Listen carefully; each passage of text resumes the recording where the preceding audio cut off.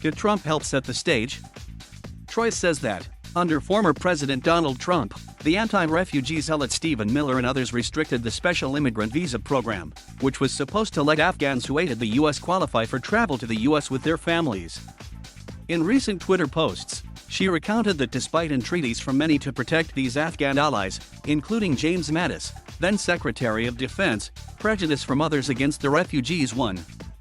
There were cabinet NTGs about this during the Trump admin where Stephen Miller would peddle his racist hysteria about Iraq and Afghanistan, wrote Troy.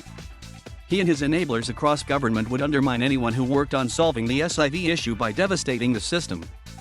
She continued that Trump had 4 years while putting this plan in place to evacuate these Afghan allies who were the lifelines for many of us who spent time in Afghanistan.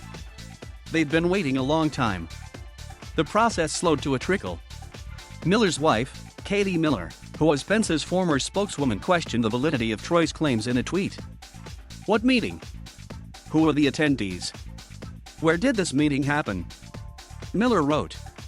It didn't happen. Stephen did not even work on SIV policy, she wrote. Still, today as the chaos at Kabul's airport prompts criticism of the Biden administration, Troy's perspective reminds us that Trump and his former team cannot claim they would have done better. The prior administration, led by Secretary of State Mike Pompeo, negotiated with the Taliban to set America's withdrawal and facilitated the release from prison of Taliban leader Mullah Abdul Ghani Baradar and thousands of fighters. At the same time, according to Troy, Miller's smothered efforts to aid the many Afghans who could face reprisals for their past service to the U.S.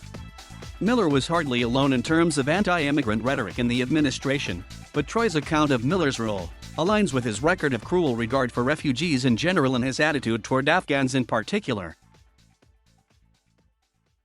A key advocate of the Trump policy that separated asylum-seeking children and parents at the U.S. border, Miller's career as an anti-immigrant fanatic led his biographer Jean Guerrero to title her book about him, Hate Monger. His recent comments about Afghan asylum seekers seems to support her choice. She says that Miller is a true ideologue who sees political advantage in promoting white nationalist ideas. The white nationalist fear of immigrants and refugees might relate to a rather paranoid concept called white replacement theory, which posits the idea that the U.S. must reject non-white newcomers because they will change the country in some terrible way. Espoused by the likes of Fox News host Tucker Carlson, this fear-mongering concept has been used against immigrants for generations.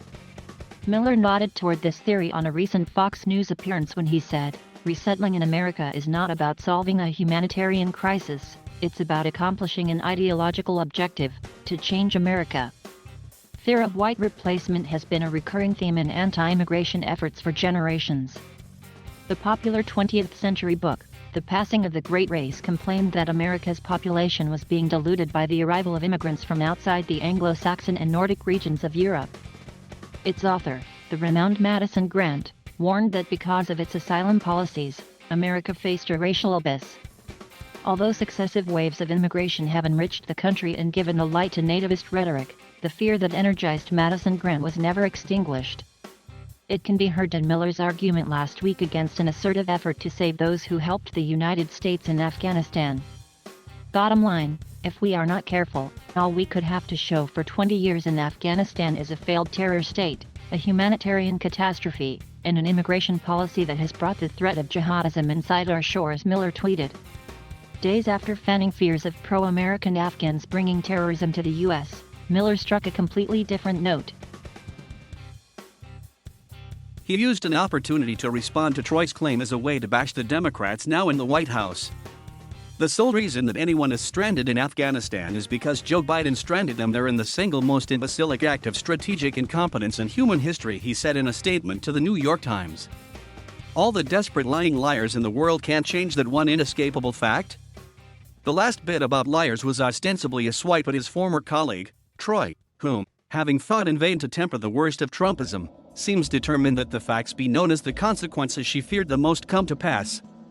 Boxed in by Trump's deal with the Taliban and seemingly surprised by the former Afghan government's sudden collapse, Biden's refugee project was overwhelmed with tragic results.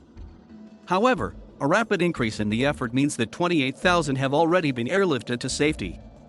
In time, we will get a fuller picture of the events that led to the crisis in Kabul as thousands of Afghans seek to flee the Taliban. For that perspective, we will have witnesses like Troy and Esper, not the likes of Miller and Trump, to thank.